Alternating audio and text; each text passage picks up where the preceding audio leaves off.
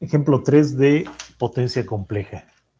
Nos piden calcular lo que es la potencia activa total de la red, es decir, la potencia consumida, la potencia activa total que consume o que entrega este circuito, la fuente.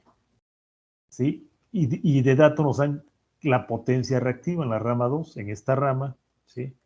Nos dicen que la potencia reactiva, es decir, la parte reactiva, 2, ¿vale cuánto? 1200 bars. O sea, volts, amperes activos, ¿no? Bueno, ahí están los 1200 bars. Entonces, es el dato que tenemos.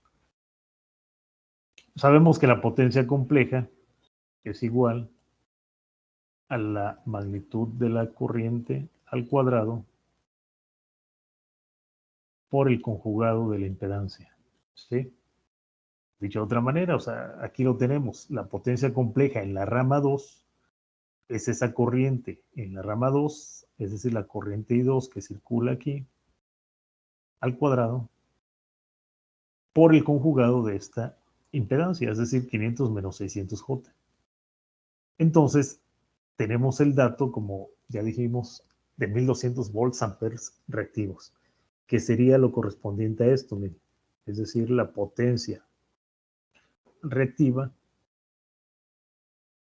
vale 1200 volts amperes reactivos, lo que me da que la corriente al cuadrado de la rama 2 multiplicada por 600 J es igual a 1200. Por lo tanto, de aquí podemos obtener lo que es la corriente, ¿sí? Despejando la corriente en la rama 2 me quedaría a 2 amperes. ¿Ok? Es decir, obteniendo la raíz de 2 sería la corriente en la rama 2 vale 1.414 amperes. Por lo tanto, la potencia activa en la rama 2 es multiplicar esta corriente al cuadrado, es decir, 2 amperes por 500 en la parte real. Y esto me da que son 1000 watts. Entonces, la potencia activa en la rama 2 vale 1000 watts. Ahora vamos con la rama 1. De la rama 1 no conocemos la corriente, ¿sí? Que es la que necesitamos. Pero conocemos la corriente en la rama 2. Por lo tanto, en la rama 2, la magnitud de la tensión cae de este punto a este punto y de este punto a este punto va a ser la misma. Por estar en paralelo, por lo tanto, sacando la magnitud en la rama 2, obtendríamos la magnitud en la rama 1 y por lo tanto la corriente 1 por ley de Ohm. ¿Cómo sacamos la magnitud? Bueno, el voltaje en la rama 2, que ya dijimos que sería el mismo en la rama 1, va a ser igual a la impedancia 2, es decir, la magnitud de la impedancia 2 por la corriente 2 que ya conocemos.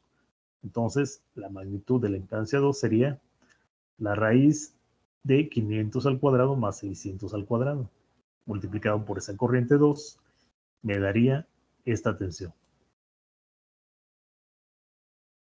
que es la misma que hay en la rama 1. Entonces, si yo conozco la tensión en la rama 1, por ley de Ohm puedo obtener su corriente. Es decir, la magnitud de la corriente en la rama 1 sería la tensión 1104.36 volts entre la magnitud de la impedancia en la rama 1, que sería 400 al cuadrado más 700 al cuadrado y la raíz de esa suma, que me daría 1.37 amperes. Elevado al cuadrado sería 1.88 amperes.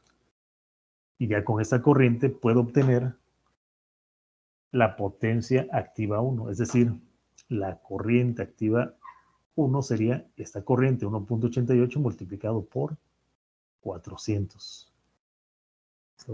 Lo que me da aquí son 752 watts, entonces ya tengo la potencia activa 1.